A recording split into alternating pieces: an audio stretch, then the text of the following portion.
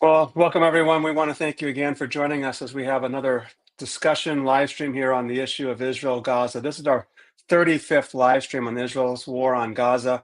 You can find all the previous episodes on our YouTube channel. Look for the playlist Israel Gaza. In addition to that playlist, we've also done a 5-part series kind of introducing the issue of Israel Gaza and the Israel-Palestinian conflict as a whole. That's also on our YouTube channel. Just simply look for an introduction to Israel-Palestinian conflict there. Of course, I've written dozens and dozens of blogs over the course of time. My newest book, Land of Contention, of course, also kind of discusses the issue of war and the church and our responsibility and our role, especially as it relates to this particular issue with Israel and Palestinian conflict and the war on Gaza. So the tragedy is that, let me go back here to the beginning. That on October 7th, 2023, about Hamas fighters went through the barrier, broke through the wall. 1,200 or so, a little bit less than that, Israelis were killed. 251 hostages were taken. We've condemned this act, especially the targeting of civilians. And I wrote on October 8th a blog that I expressed great concern that Israel's response was simply going to be over the top, and that it was going to be excessive, and we thought this was going to be really, really bad. Israel immediately cut off water, food, gas, and other supplies and necessities, medicines, and other things into the Gaza Strip, which of course made a humanitarian crisis, it's collective punishment. I mean, it's simply bringing civilians into a conflict that shouldn't be brought into the conflict there at all. Famine concerns were an issue over the last year or more in the Gaza Strip. Of course, Israel then had a ceasefire, but about 60 days ago, they stopped that ceasefire. And again, they've been restricting food, water, gas, electricity, other necessities into the Gaza Strip. Since October 7th, 51,000 Palestinians have been killed. Women and children comprising more than half of the casualties, 15 to 18,000 children, 6,000 women. About 3,100 children under the age of 5 have been killed, and 40,000 children have lost one or both parents. More than 111,000 individuals have been injured in Gaza, and about 14,000 people are missing and presumed dead underneath the rubble. Even more so, it's been amazing the humanitarian crisis that's happened here with 224 humanitarian aid workers have been killed, 179 United Nations staff members, 176 journalists and media workers. These numbers don't sound like a lot. These numbers are astronomical when you consider world conflicts. The Afghan war for over 20 years, I don't think had as many journalists that were killed in the last 19 months here in Gaza. In addition to that, about 90% of Gaza's population has been displaced due to the conflict. Many of them have been displaced multiple times. And on top of that, you're talking about the destruction of the Gaza Strip here. Let me bring up this here, some pictures. I did a quick search on Getty Images, and these just images here showing you. I typed in Gaza destruction into the search, and these are some of the images that have come up. And of course, I don't know how long you're able to look at these. I can't look at them for too long. There's also, if you're interested, a link right here to Gaza videos. They're about a minute long. Some of them are more or less on that as well. But the destruction has been unbelievable and astronomical. In fact, we're looking at about 92% of the housing units, about 88% of the schools, 625,000 children that have not been in school for 19 months. 70% of all the structures in the Gaza unit, in the Gaza Strip, have been destroyed. We're talking about almost utter chaos and destruction. Some call it ethnic cleansing, some call it genocide, whatever terms that you wish to use on that. So today we're going to have another conversation, and I'm excited to have this conversation. I'm going to bring on a colleague of mine, Bruce Fisk. Bruce has been a good friend and a good colleague for many years now. You've seen Bruce on some of our live streams before. He's a retired New Testament professor from Westmont College, and he now resides with his wife, Allie, in the mountains of Peru. So, Bruce, welcome, and thank you for joining us. I'm right there, right? I can't do it backwards. About 10,000 feet up, though, right? So, yes, exactly. All right. Good So, to be Bruce, with you. thank you very much. We are also excited to bring on a good friend of ours as well, Professor Joel Willits. Joel is a professor in the Biblical and Theological Studies Department at North Park University in Chicago. He's been teaching there for over 20 years. He has a PhD from Cambridge University. His academic work has focused on the Jewish context of the New Testament. He's been married to his wife, Carla, for 32 years, which makes her a serious saint, I'm sure, right, Joel? Yes. And they're proud parents of twins, Mary and Zion, who are both going to be freshmen at NPU this fall. They live in St. Charles, Illinois, in the western suburbs of Chicago. Joel attends Christ Community Church. It's a non-denominational congregation where he's also served on the pastoral staff. Outside of work, Joel enjoys traveling, running marathons, watching baseball, listening to YouTube, and reading. So, Joel, welcome. Thank you. That basically sums me up. Yeah, right? Very, very good. So Joel, let's begin by having you tell us a little bit about your background, especially as it relates to your convictions regarding Israel and the larger Israeli-Palestinian conflict. Mm-hmm. Well, thanks so much for having me on, and I'm looking forward to this conversation. This conversation has been difficult for me over the last year, and I know we'll get into some of that. And actually, this is the first time I've really spoken out in a public setting about my views. I grew up as a Christian Zionist, to just be frank. It was the culture I lived in. I mean, it was thoroughly dispensational. I can remember in youth group, we would be shown timelines, drawing timelines, and plotting out the end time calendar in youth group. Can you believe that? Maybe, yeah. So I didn't think otherwise in terms of any doubt. I mean, the Jewish people are, God's people, and God made a covenant with Abraham. And one of the foundational parts of that covenant was a land promise. And as far as I was told, that land promise was never negated or annulled. And the prophets predicted that one day Israel would be regathered and reconstituted in the land of Israel. And so I think everyone that I sort of grew up around religiously believed that, the state of Israel was the beginning of the fulfillment of the prophecies about a territorial national restoration of Israel. And I went to college, and the college I attended held that view and very publicly, and politically as well. My college was very involved politically, particularly in the Republican Party. You can mention the college. Okay, Liberty. Yes, I think we were there at the same time. I was in the graduate school when you were at the college, by the way. I try to. I mean, you called me out there. I these days I don't want to. No, I have trouble confessing that as well, Joel. I met my wife there, my best friend. I mean, it in terms of college, it was a wonderful experience, but it has increasingly become, I think, a problematic institution within evangelicalism. Anyway, that's another topic. But went to seminary, and of course at Liberty, where you went was Dallas Theological Seminary, right? If you wanted to go to the top, school, it wasn't Ted's or Gordon Conwell. I didn't even know about those schools. It was, Dallas Seminary. So that's where I went, and I got a THM from there. I will say that my experience at Dallas, and this might be surprising to some, was not an indoctrination on Zionism.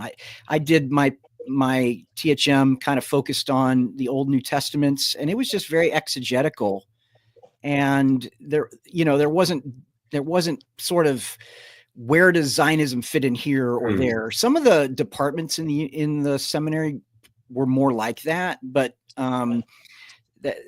that wasn't even really a focus, but it was the nature of the school. And I had the chance to, for my first trip to Israel was with Dallas Seminary, doing an archaeological dig. And so my relationship to Israel physically started there, and over the years of my teaching career, I've been able to go there a number of times.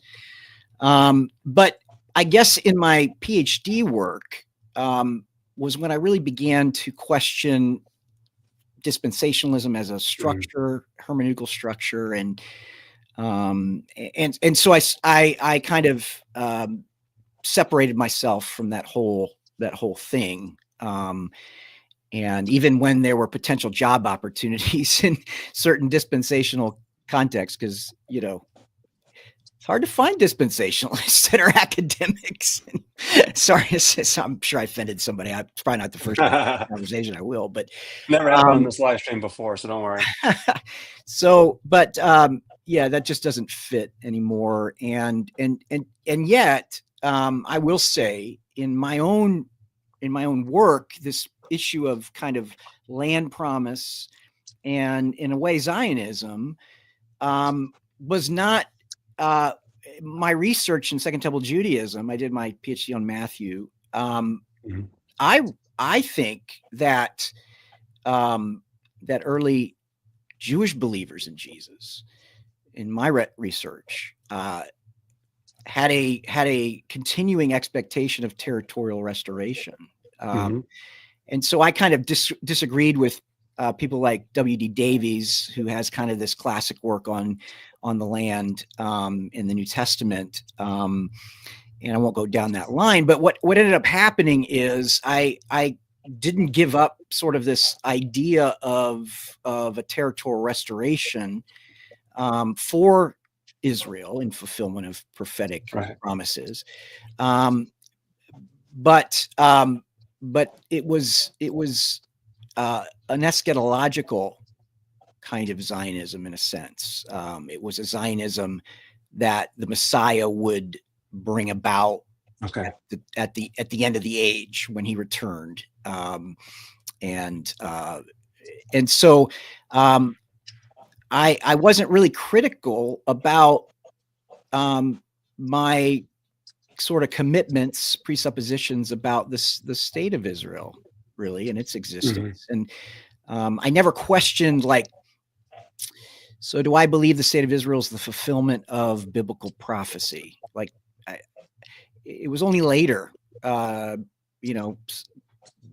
decade or more ago, but later that question I began to wrestle with. And I would say, in addition, just thinking about my own intellectual history with Israel, people are saying, I hear this more regularly now, when people say, everybody says the issues are complicated, and therefore people just say, I don't know who's right and who's wrong, and it's a way of trying to underscore that in some ways it's not complicated, and I want to affirm that. But at the same time, in terms of the history of the conflict, for a long time, I just felt like I was not in a position to make an opinion or to have an opinion about any of it. Because I at least intuitively knew that there is a long, complicated history that I think would need to be understood on both sides. And I stress that. And before I felt like I could feel with some level of genuineness that I've put in the time, that I know kind of the experience of Israel, although of the Jewish people, and I was more familiar with that. But I would say what I really needed to go to school on was the experience of the Palestinians, and reading history from their vantage point. And so I spent a lot of time, reading a number of memoirs and historians, Palestinian historians, or historians who are doing work from a Palestinian sort of perspective. before I felt like, I could at least be empathetic, and try to sort of to speak humbly, because I'm not from there, and these issues are for me theoretical and not real. But I really have a problem when people, and this is almost always going to be on the side of the Zionist crowd, that they just think they know, and and they have opinions that are ill-informed, and it simply kind of comes down to, well, the Bible said it in verse, so that settles it, and what more conversation needs to be had. And so could I interrupt for a second? Yeah. So before we talk more about the situation today and how your views have kind of evolved on Palestinians, and I really appreciate the backstory and your gentle willingness to kind of get up to speed and do some of the homework that we all need to do. But just before we go there, I'm wondering if we could say a little bit more about Christian Zionism as a category. And as you know better than most, it has more than one meaning to different people. Yeah.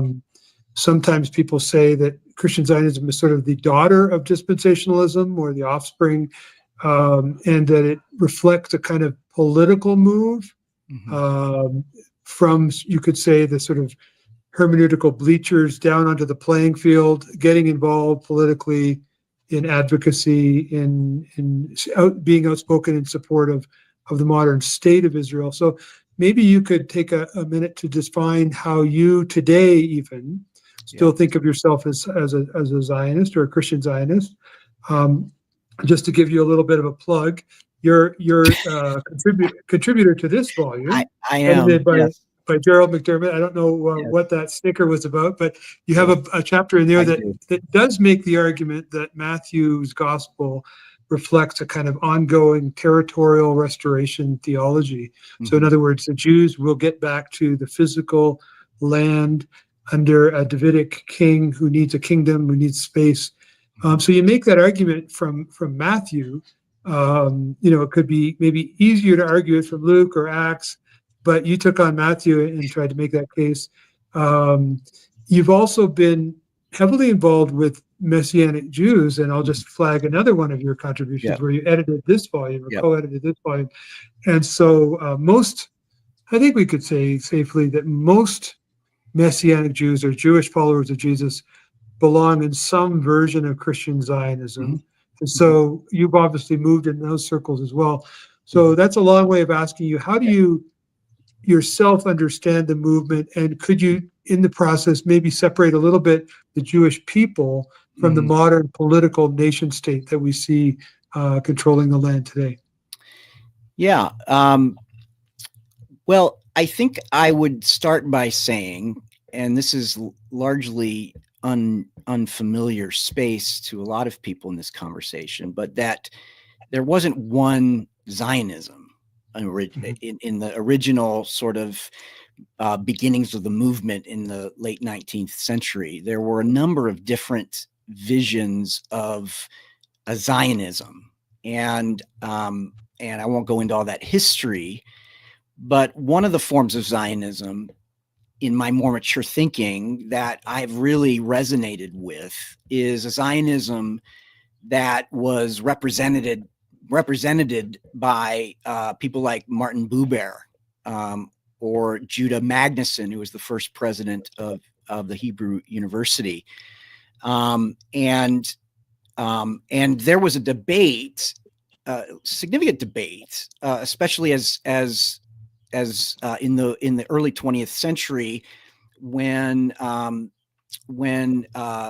conflicts between the Palestinians and the Jews who had settled there were becoming violent. And so you had figures like Jabotinsky, who's the father of the Likud party, basically. And his sort of argument that there was a necessity for the violence because, and he rightly noted that the Palestinians aren't just going to give up their land. And so there was this kind of violent need that would have to be faced. And then on the other side, you had Ben-Gurion, who's the father of the Jewish state. And Ben-Gurion was pushing for creating a national state for the Jews.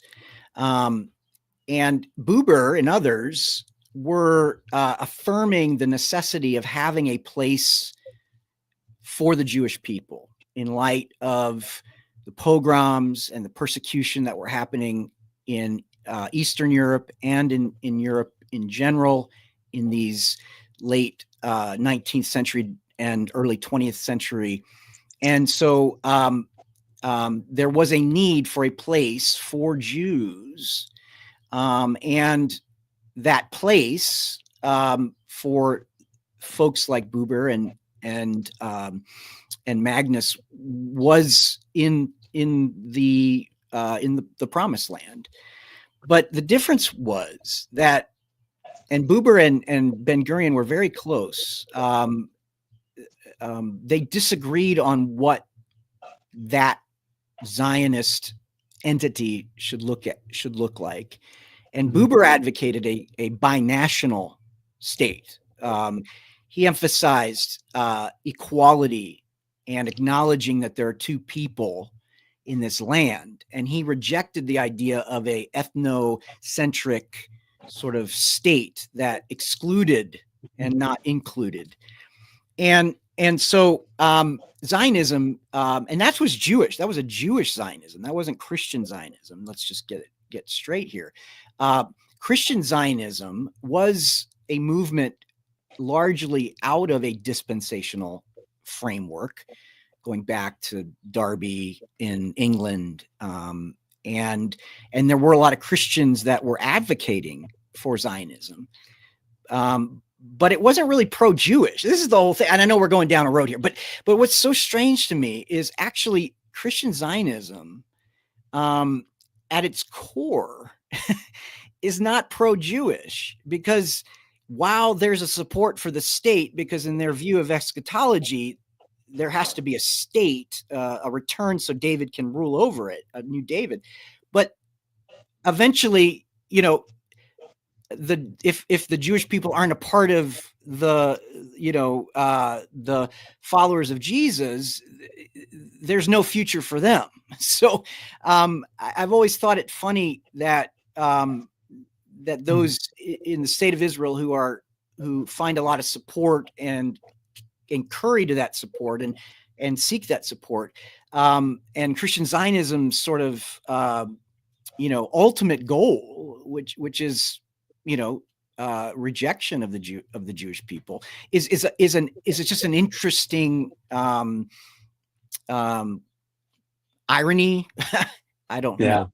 So it seems like you're separating yourself substantially from the sort of mainstream Christian Zionists today who don't simply support Jewish restoration, but they support a political nation state in the land. It doesn't sound like you need that, at least prior to some kind of eschatological consummation. Is that reading you correctly? Yeah, I think so.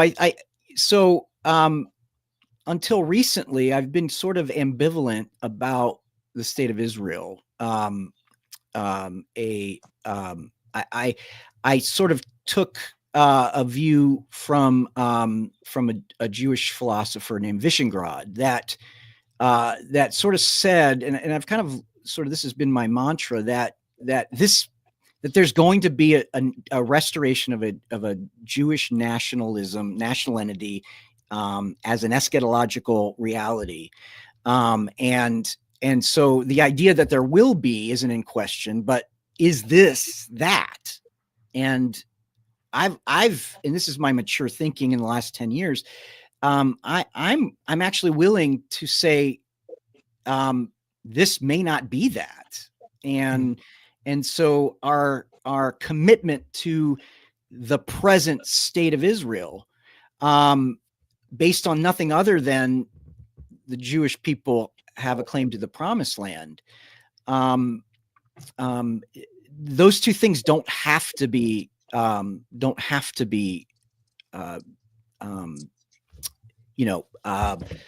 coexisting.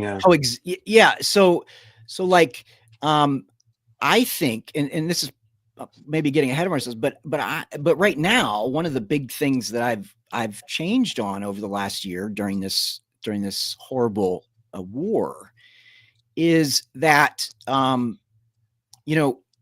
Zionists need to have a conscience. Mm-hmm. And given the realities that you, Rob, went through very quickly. In fact, I feel like, gosh, we need to sit with each one of those and just think about the implications of just of each and every one of those. But it's become impossible for me to be able to support the conduct of this war, given what has transpired in the last, however months, over a year. 19 months. Can I ask you, Joel, at what point, I know you described this to Bruce and myself, that this has been a process, a journey, and a troubling journey for you as well.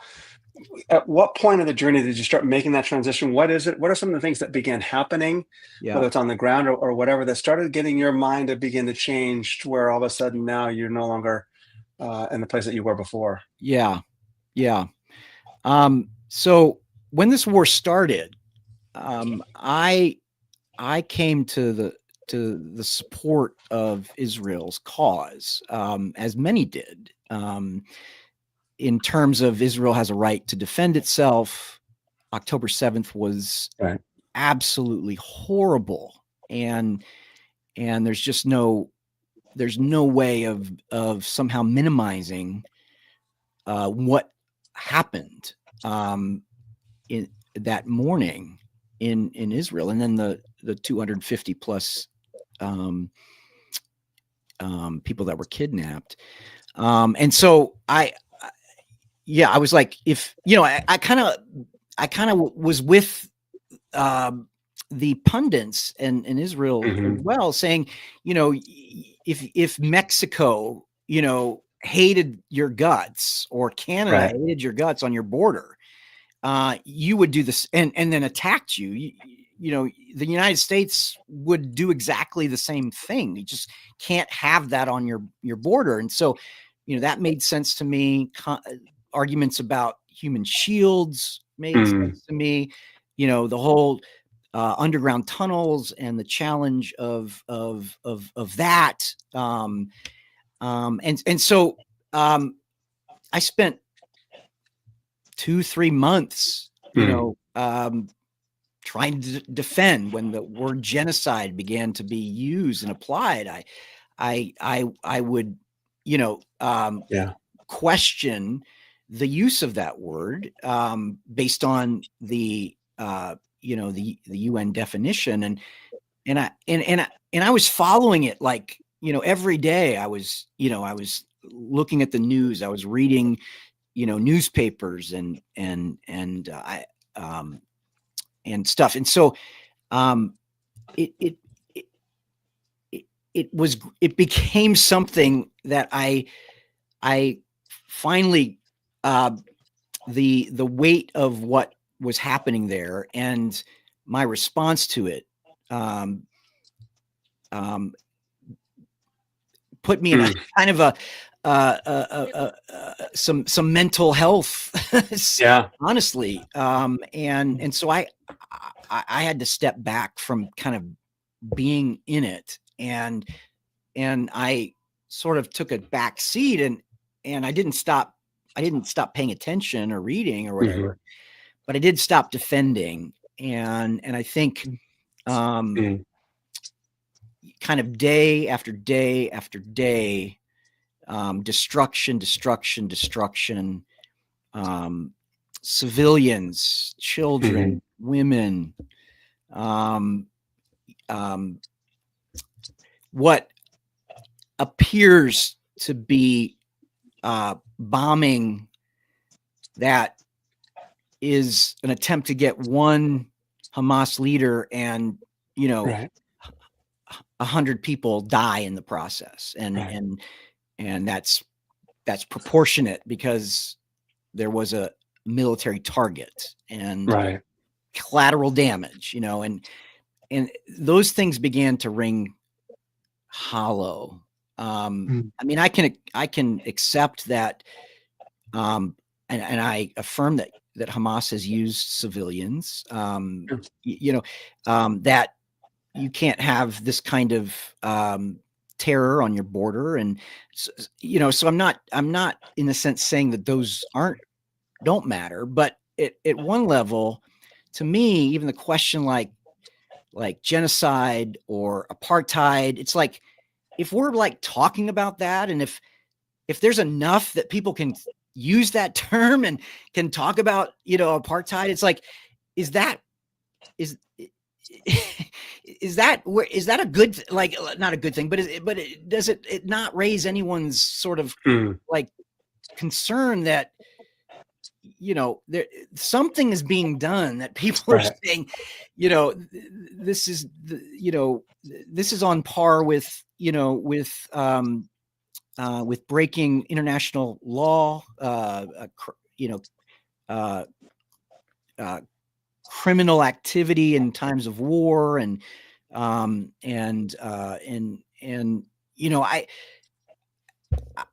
don't even, I'll be honest, I'm still find myself unwilling to talk about genocide as a term, but I'm at the place where it doesn't really matter. Like, call it whatever you want to call it, but it is massive destruction, destruction of homes and schools and hospitals, and the displacement of people multiple times. And can I jump in? What's that?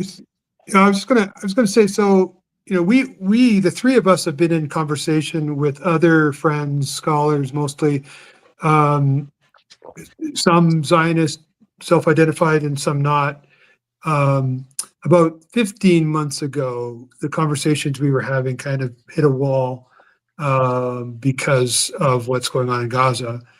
And so my question for you is, as I've said to you before, you're one of the very, very few people I know that, on the one hand, does own a certain kind of Zionist label, although you've qualified it today. One of the very few who owns that label, and yet who speaks the way you have in the last 5 minutes about what's going on. And I'm wondering why that is. Like, is it, do you think, for example, is it simply the echo chambers that we all inhabit, and so a lot of Christian Zionists simply listen to a certain kind of Israeli media perspective? Is it the fear of being branded anti-Semitic?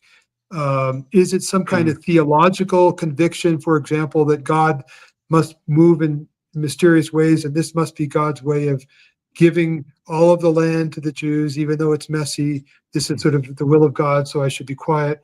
I mean, why are you a lone voice in the wilderness, if you don't mind? I mean, when some of our friends, have the same opportunity and maybe even larger platforms, who are either silent or, implicitly supportive even today with what's going on in Gaza. Yeah.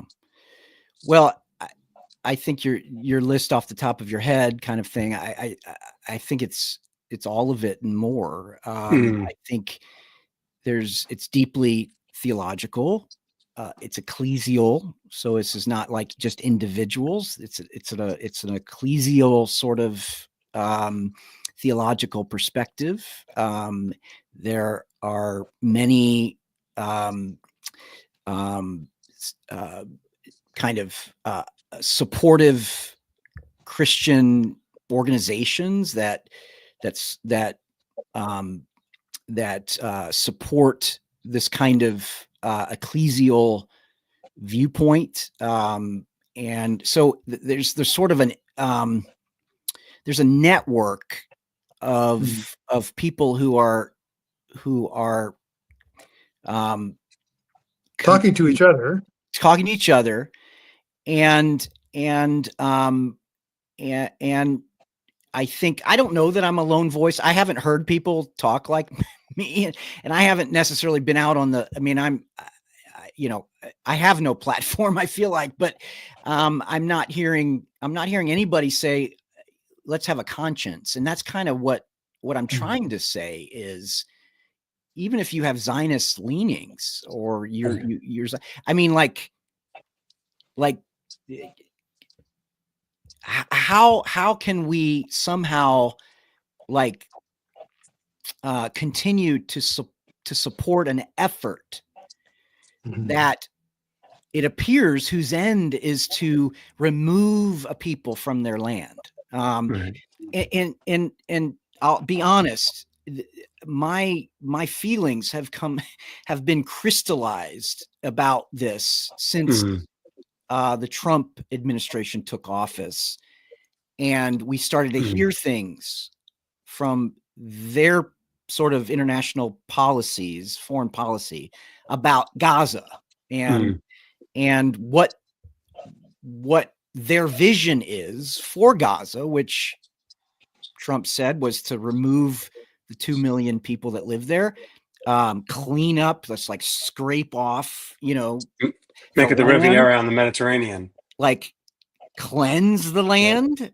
You might even be willing to say, and then put something on top of it, with no sense that there would be any need for these people to come back and live in their land.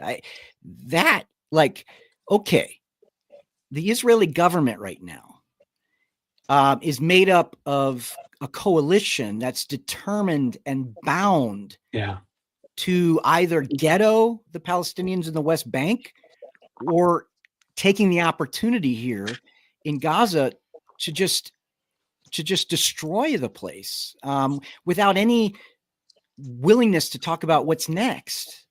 And so then you have Trump's administration, our American foreign policy is, let's just kick them all out. We'll put them in great neighborhoods somewhere, they'll love it, kind of like it'll be perfect, so any of those tendencies among the politicians in Israel who are controlling the government, they're going to be given full license by the United States to carry out what the worst inclinations are. To what extent do you think that U.S. foreign policy is heavily shaped by the Christian Zionist lobby? Not just the John Hagees, but there's a whole kind of cadre of influencers who are locked into this kind of culture wars paradigm, very binary thinking, driven perhaps by eschatology, and of course, put on steroids after 9/11.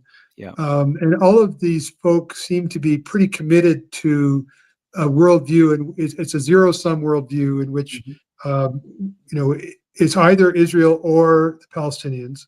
Either Jews or Palestinians are going to win. It's either the West or, the dark forces of Islam or what have you. Do you see blood on the hands of that sort of conservative Christian Zionist crowd in the U.S. in terms of perpetuating what's going on? Well, I don't think there would be any debate. I can't think of anyone that could disagree with the fact that the current administration's policies towards Israel are shaped by an evangelical right perspective.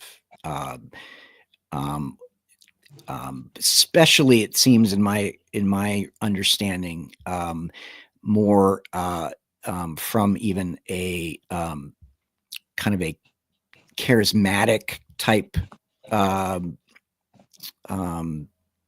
perspective on that, just based on who seems to be the most influential. But I don't think you could have anyone disagree that the policy towards Israel is shaped maybe more than ever, I would say, by the Christian right, and which is forming its view of Israel by a certain view of prophecy. And I mean, we can talk historically, about previous administrations, but in our present, and let's just focus on that. And that's kind of what's troubling me so much now, is in our present, the most right leaning Christians are the ones who are shaping that policy, who have Trump's ear, who are Trump's, kind of supporters. And I don't know what Trump really thinks or even cares about, the Jewish people or Israel. I mean, I don't want to impugn him, but he seems to be able to play both sides pretty well, entertaining anti-Semites and then, going after Harvard because he thinks there's too much anti-Semitism. But I think this war particularly has a culpability with those who are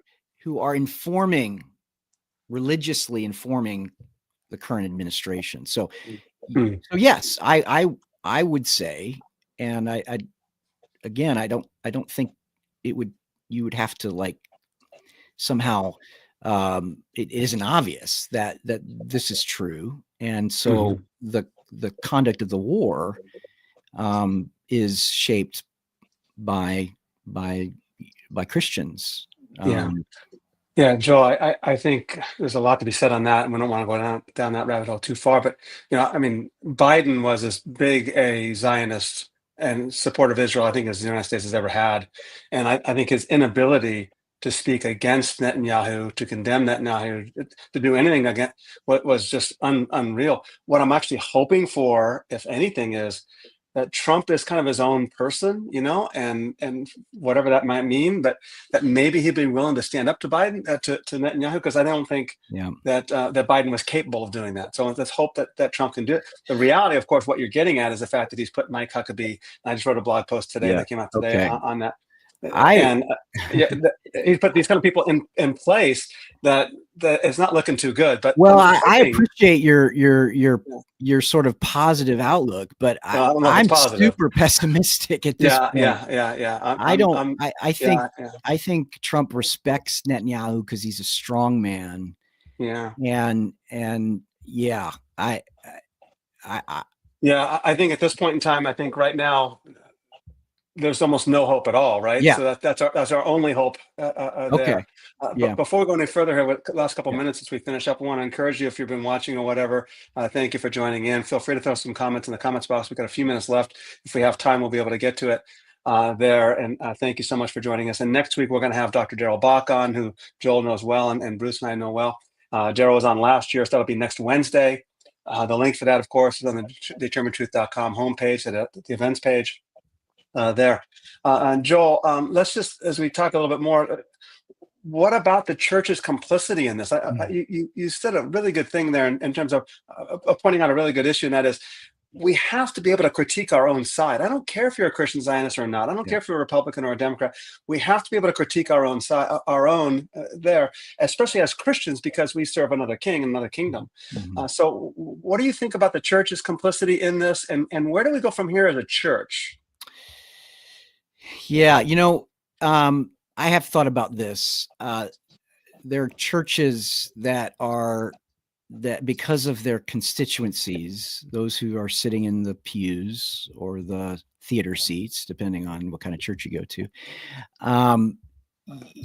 church leaders, I think know that they have a polarized community that sits in their seats, and it's likely that perhaps pastoral leadership is not like, gung ho on Zionism or Zionist Christian Zionism, but yet their tendency, just based on, if we're talking about conservative evangelical churches, is to kind of err on the side of supporting Israel, and I think that's seen in the silence of churches, that there may be people who are among the congregations who are thinking like, man, what is going on in Gaza right now? And I mean, and yet there's no prophetic voice being willing to kind of like, actually say something, because it will create consequences. It will mean consequences that and giving empathy here or sympathy, that could be very dangerous to the existence of these churches. And so, financially, I'm talking about. And I don't want to accuse I have a lot of pastor friends, but they're just going to say it's just not, super relevant to what we do. It's not, we don't get political. And so I'm talking not about the ones that are like actually raising funds for feeding troops, Israeli troops. And I mean, you have those, but I'm just talking about kind of your garden variety evangelical church who's for some Christians, in the name of Christ, they're participating in this. And there's not a sort of even a theological reflection on what it means to be Christianly in this very confusing and disastrous situation. So I think I think it comes down, silence comes down to fear. And I'll be honest, okay, I don't have I'm not a pastor. I've been a pastor. I don't have an institutional like pressure to kind of take a certain view here. So I think it's a bit easier for me to come out and be sort of affirming, like, yes, I believe in a Zionistic vision for the Jewish people.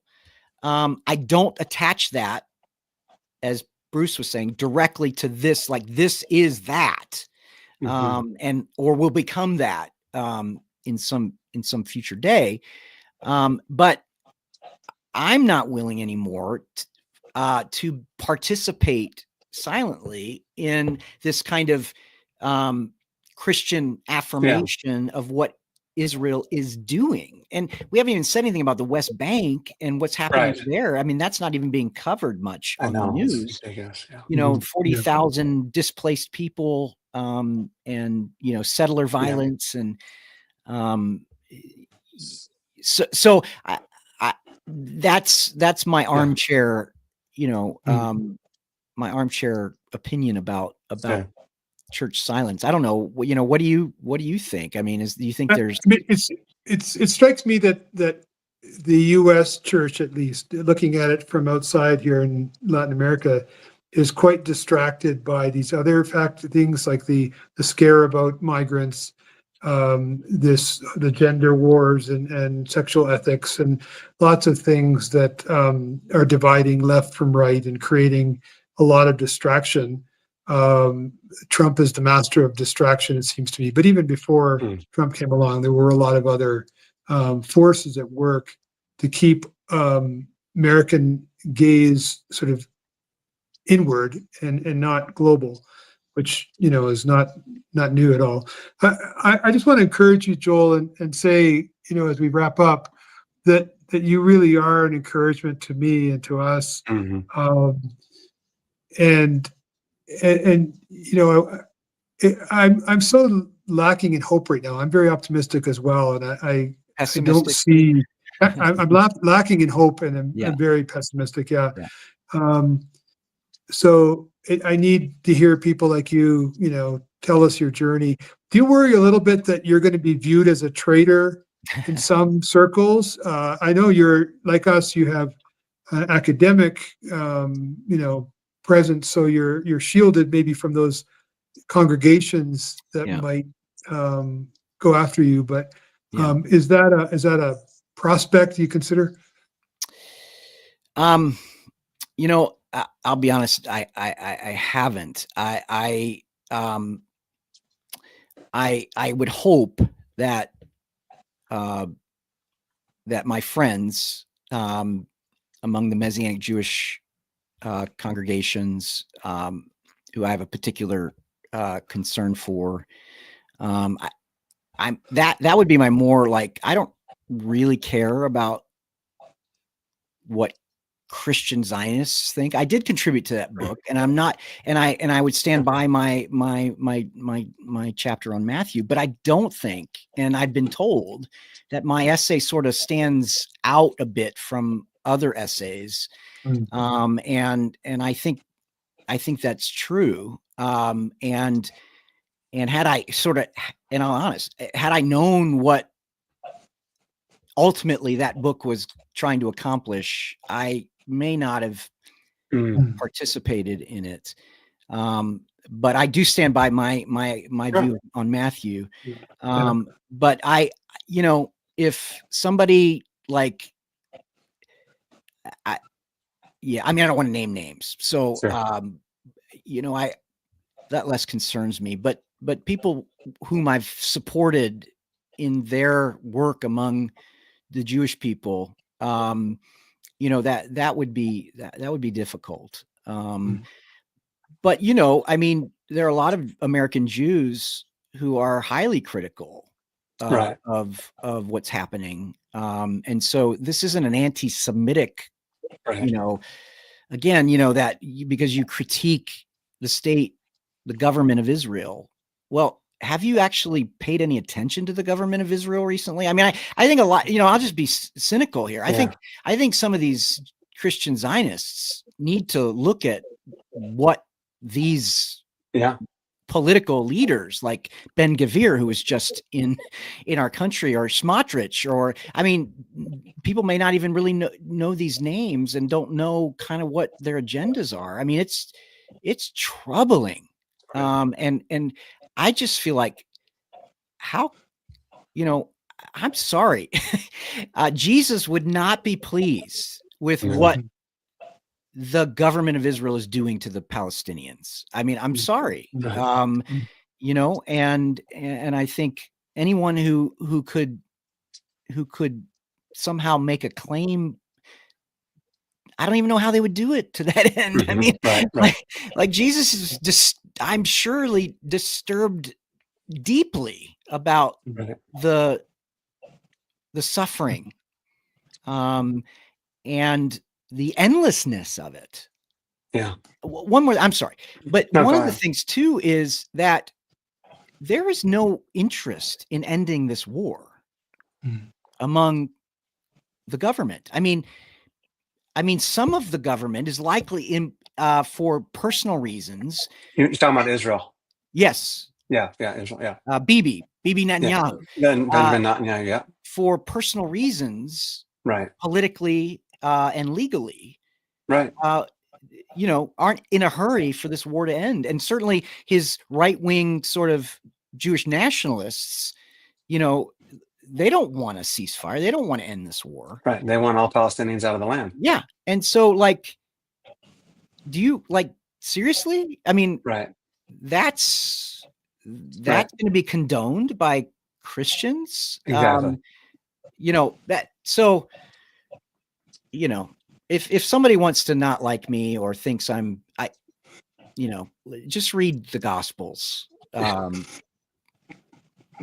They crucified Jesus. They're going to come after us. Well, yeah. I know. I just mean, like, no. When was the last time you read the Sermon on the Mount? Exactly. Read some Bonhoeffer, for crying out loud. Read his discipleship. Read his ethics. What is the will of God now?